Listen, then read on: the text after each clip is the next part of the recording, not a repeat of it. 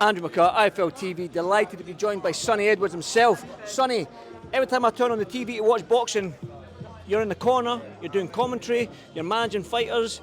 I mean, you're retired, but you've not stayed away from the game, have you? Do you know what I think it is? A big draw of me retiring was probably that I was already starting to get really, really busy, and I was missing out on so much for the other side. I was missing out on media work. I was supposed to do the 5v5, another Saudi show, missing fighters that I managed in their title fights and title shots because it was coming in a couple of weeks, a week before mine, and I was maybe in America or something. Yeah, that stuff started weighing on me and started becoming a bit more of an issue. And like I said to everyone when I retired, like, I'm still going to be here because boxing is all I know, all I do, all I really enjoy. And yeah, that other side maybe started closing in on my career a bit earlier than maybe I thought, but I love this side of it, I can't lie. I do genuinely love representing fighters. I love talking and presenting and promoting boxing. I like being at all the conventions, the weigh-ins, the press conferences, the public workouts, and you know, meeting the boxing fans and being part of it. It's not much of a chore for me, if I'm honest. Yeah, I know. That old saying, isn't it? If you do something you love, you'll never work a day in your life. Now, you said a big statement there when I interviewed you and Giorgio there, and like I said, I do big this kid up because I've been to 3 or 4 of his fights right now, and the kid is special. His movement, his IQ, his shot selection, just the way he approaches the game. He's quiet, he's humble, like you say, he goes away, he doesn't party, or does anything like that, goes back to the hotel room, makes a highlight reel of what he's done. Now, you made a statement saying he could be one of the best fighters out of the UK. I'm paraphrasing here, but something along them lines. I think Giorgio is special, and I don't use that verb lightly at all. I don't. I genuinely think that he is one of the genuinely brightest prospects in world boxing right now. I think everything he does, sparring, training, fighting, he does it way within himself. He's developing and learning, improving, maturing constantly. He's probably already in 6 fights, one of the more exciting fighters in Britain to watch right now. I genuinely believe, and now there's a long way to go when it comes to being a great 10, 12 round fighter. And that's the stage of development that he's in right now. So not is he now, not is he the best, obviously none of those things, but I genuinely think he's got the foundations that if he's matched the right way, where he's learning the right lessons at the right time and he's staying on it and staying motivated, he has got the spite, he's got the power, he's got the IQ, he's got the reactions, he's got the distance, he's got the timing.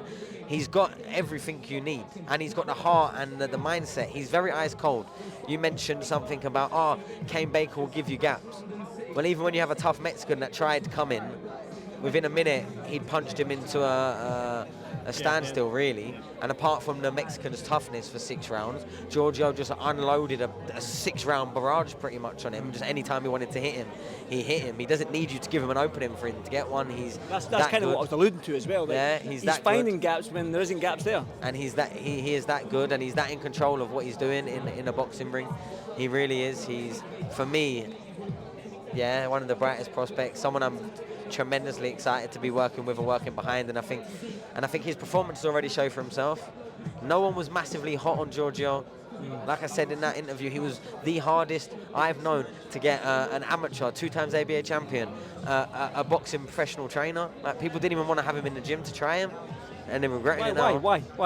I don't know. Went to a couple of gyms, found Mark. Him and Mark got on well, and then it went. But for the first month, 6 weeks, it weren't the easiest conversation. It was easier to get him a promotional contract with Matchroom than it was to find him a professional boxing trainer.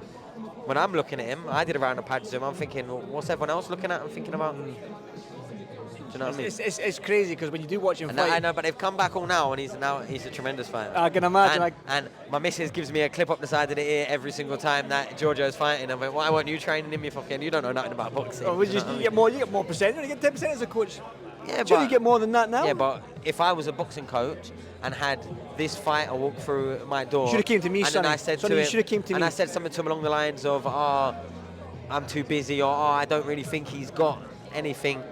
well then you must be you can't have Giorgio on the circuit and not be kicking yourself if you had that opportunity, in my opinion. Yeah, a couple of things. I do want to talk about your stable because you've got a young, I can't remember, the Monte Griffo brothers. Yeah, the brothers are here, I won't get an interview with them. You seem excited about your building, and we will talk about that stable at the end of this interview. But a couple of things I want to get your points on because they're relevant, and I know you speak your mind and you don't hold your tongue, which I love. So I want to talk about this whole box of Liam Cameron because I know you know Liam very well. 10 rounds now, they've agreed. 10 rounds now, definitely. It's 10 rounds now. So, but the whole thing that's been if drawn I was out. to guess, Ben, their contract got sent to Liam with the wrong rounds because they copy and pasted a contract that was already working for him.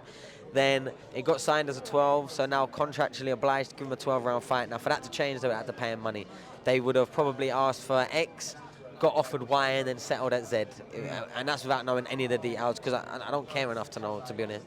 But that's what would have happened, and that would have been a costly mistake for Boxer and Ben Shalom, but it would have been, you know, nothing really to Ben Whittaker. And look, it's been going on for weeks now. I've seen that it's already been agreed now on all socials. They've done it, the contract's done, so if anything, it's probably just been whatever they paid Liam Cameron to bring down rounds, they've probably just kind of made that back in promotion for the fight. Well, what I was going to ask, you've been involved in contracts, you've signed contracts yourself as a fighter, now as a manager, I'm sure you've been dealing with contracts in terms of the A's and the I's being dotted and the T's being crossed. Have you ever came across anything like this before? Yeah, in the sense of when they're sending the contracts, that's got the wrong date, it's got the wrong venue, that's got the wrong weight, but that's you got the wrong... proofread it. Of course you proofread it. But the problem is Ben Whittaker might be given a 10-round contract and Liam Cameron given a 12-round contract because Ben's already promotionally tied in, so they probably wouldn't have even needed, to a certain degree, a bout agreement. However, as the away fighter, Liam Cameron would have needed one. So as he got sent it, say Ben got a 10 when he got a 12, now they've kind of just put themselves in two positions where they've created a reality where they can't fulfill both contracts. Because they've put, and bear in mind it's their contract and fight to fulfill, but they've put themselves through their contracts in a position where now it's a paradox, because you can't fulfill Ben's 10-round contract whilst fulfilling Liam Cameron's 12-round contract. It doesn't matter if the weights are the same, the date's the same, the venue's the same, every other thing's the same. A 10 and a 12, you can't. It's 11, something that can't happen. Meet in the middle, 11. Yeah, well, Sam Jones seems to have reckons that's what's happening.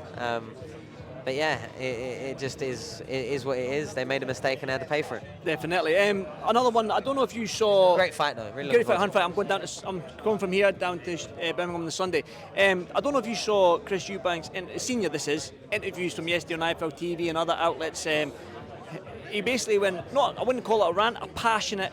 Yeah, I have. Yeah, did you see it? I just want to get your thoughts on it. What he said? Did it resonate with you a little bit? I think he's 100% right, really. And it was mad because it was kind of mirroring what I was saying when working the broadcast. It was like, don't get me wrong, exciting fight to see Ben and Eubank on a poster. But apart from that, his son, should probably not be dropping at this stage to go down to 160. It was meant to be 157 for the original. It's probably why the weight is such a big thing for him on that. But he's also making a bigger point of Conor Benn shouldn't be coming up 2 weights to fight my son. Like he's making a clear point that no one should really be letting this happen, and without offending and upsetting everyone, and I'm working the show and I'm really looking forward to it, he's probably not far wrong. Like, how is he? Like, you see them stood next to each other on the pitch. It's like, oh, he's fighting him. It's like, you remember the amateurs when the people someone weighed in and they didn't know who they were fighting, and see the massive one walk through and you go, no, you're fighting him. That's what it's kind of like right now. And for me, I think if Ben goes and wins this, it's probably one of the biggest shocks, upsets, and against what it should be, just because it's been drawn on a much level more playing field from the talking, and people are like, oh, well, I think Chris might have fell off a cliff. I think Ben might be stronger at the weight. And like, they're going for variables. If we actually look at absolutes, Chris Eubank has operated at a much, much heavier weight throughout his career. Started at 160, went up to 168, come back down to 160. Much heavier weight. Conor Benn started at 140, then after his draw went up to 147, or just before his draw went up to 147. Stayed at welterweight all the time until after he was supposed to fight Chris Eubank the first time, pretty much. And then I think they had 154 in the middle of somewhere. I don't know if it was before. I think it was out in America. I think it was. Yeah, I think I was there. In fact, that was the 154 one. And for those reasons, he's bang right, and no one can begrudge him for saying anything about it.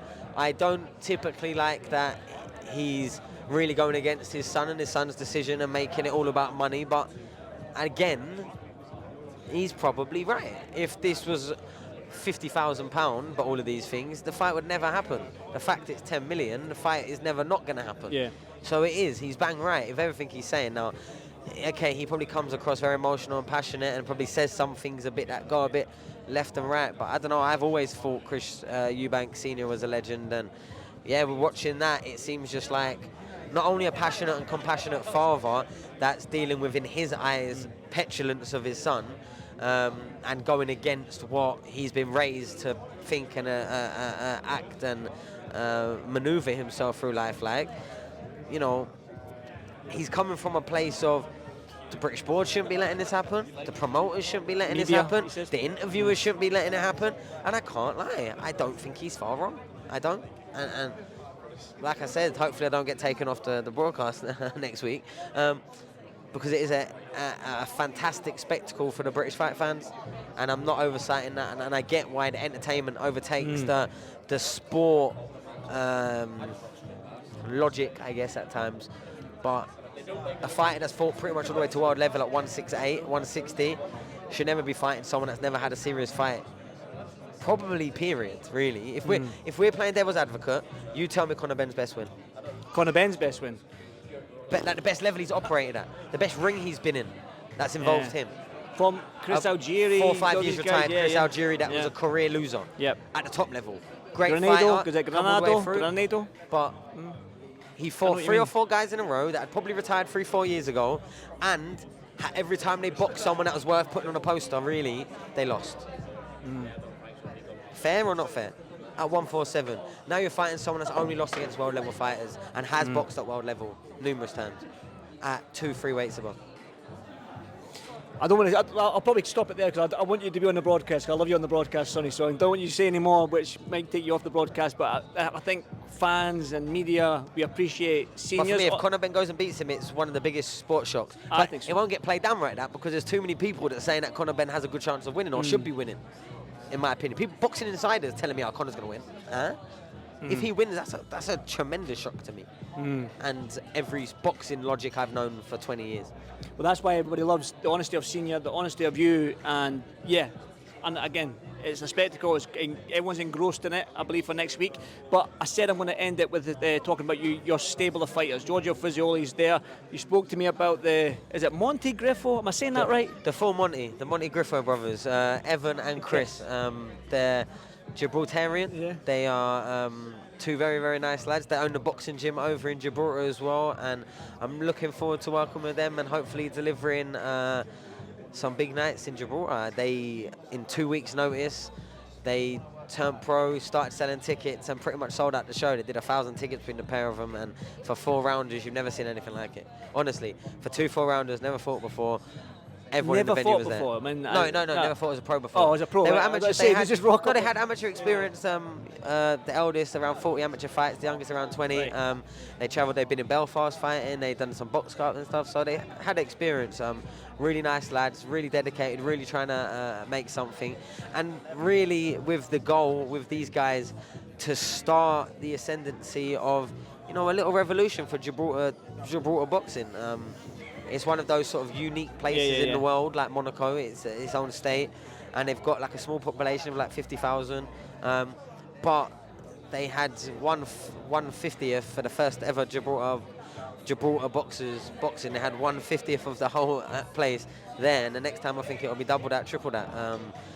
They're really really good lads. They come over to watch Dalton fight, support Giorgio, and introduce them to Frank Smith earlier, and just hopefully that gets something for them. Because if any boxer promoter in the world of boxing goes to Gibraltar, it's untapped market. No, you need these 2 on the show. Oh, really?